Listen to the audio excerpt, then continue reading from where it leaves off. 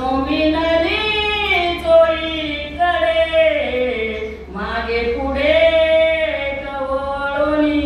त्या ठिकाणी असणारं सर्वच्या सर्व जे वानर सैन्य होतं तेवढ्याच्या तेवढं असणारं त्या राजारावांच्या रथाच्या भोवताली किंवा राजारावणाच्या रथावर किंवा असणारं जसं या ठिकाणी नाथबाबांनी उदाहरण सांगितलेलं आहे, जसं असणारं घोड्याला मुंग्या लागतात तशा प्रकारे त्या राजारावणाला एवढं वानर सैन्य तुटून पडलेलं आहे, त्याला काहीच कळालं म्हणले, पाठीमागे जाता येईना पुढे जाता येईना, एवढं वानर सैन्य असणारं त्या राजारावणाच्या रथावर तुटून पडलेलं आहे.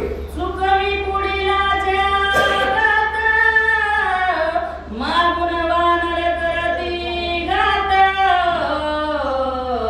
जव मागिला निवारित तव आणित वामसवे. त्या ठिकाणी असणारे म्हणले सगळे वानर सैन्य असणारे त्या राजारामाला समोरून कुणी मारू लागलं, कुणी पाठीमागून मारू लागलं, चौफेर असणारं वानर सैन्य आहे. त्या ठिकाणी राजारामाला पाठीमागे बघितलं की समोरच्यानं वार करायचा, समोर बघितलं की पाठीमागे वार करायचा. राजारामाला त्या ठिकाणी गोंधळून टाकलं म्हणले त्या वानर सैन्यानं.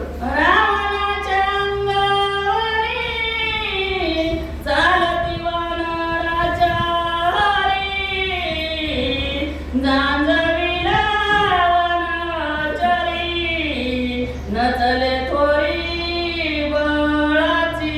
नचले थोरी बळाची. त्या ठिकाणी असणाऱ्या राजारामाकडे शक्ती होती, बळ होतं, परंतु असणाऱ्या या वानर सैन्यापुढे त्याचं काहीच चालना म्हणले. त्या ठिकाणी त्याला गोंधळून टाकलं, काय करावं काहीच कळना म्हणले. अशी अवस्था त्या राजारावणाची रणांगणामध्ये सर्व वानर सैन्याने केलेली आहे. अंग प्रतंगीचा पासी मुंग्या जोंबती सरपासी त्यावरी बळा नचले त्यासी देवी रावणासी कपी भारी. त्या ठिकाणी असणारा बाबा एखादा साप असतो आणि त्याला जखम झाली आणि त्या ठिकाणी असणाऱ्या त्या मुंग्या ज्यावेळेस त्याच्या अंगाला लागतात त्यावेळेस त्या सापाकडे कितीही ताकद असली तरी त्याला काहीच करता येत नाही, काही उपाय चालत नाही. तशी गत या राजारावणाची झालेली आहे. सर्व असणारं वानर सैन्य तुटून पडलेलं आहे, काय करावं काहीच कळाना.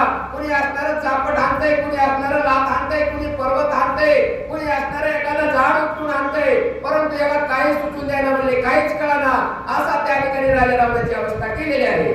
रावण जवाबान सोडी एक वानर सीता तोडी एक बाण त्या सोडी ऐकतोडी धनुष्याते.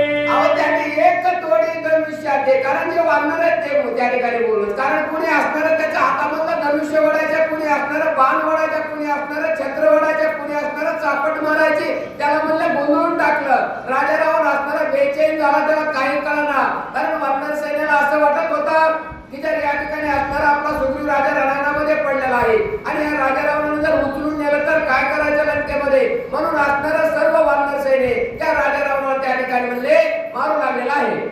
सुग्रीव पडता चेतना तया लागी वानर गण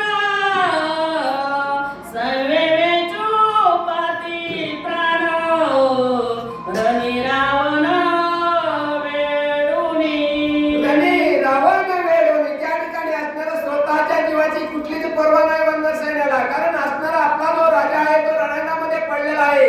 त्या ठिकाणी जरी जीव गेला तरी चालेल. त्या अशा अवस्थेमध्ये सर्व जे वानर सैन्य आहे तर त्या ठिकाणी त्या राजारावणावर तुटून पडलेला आहे, सगळ्यांनी असणारं त्याला वेढा घातलेला आहे.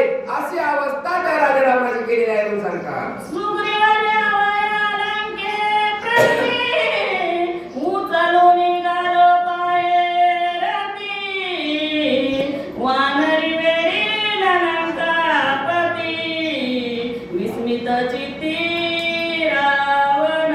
त्या ठिकाणी असणारा सुग्रीव राजा रणांगणामध्ये मूर्छा येऊन पडलेला आहे आणि राजारावण त्या सुग्रीव राजाला घेऊन जाण्याचा प्रयत्न करीत आहे. मनामध्ये त्याचा असा विचार आहे की याला आपला उचलायचं, आपल्या रथामध्ये टाकायचं आणि असणाऱ्या लंकेमध्ये घेऊन जायचं.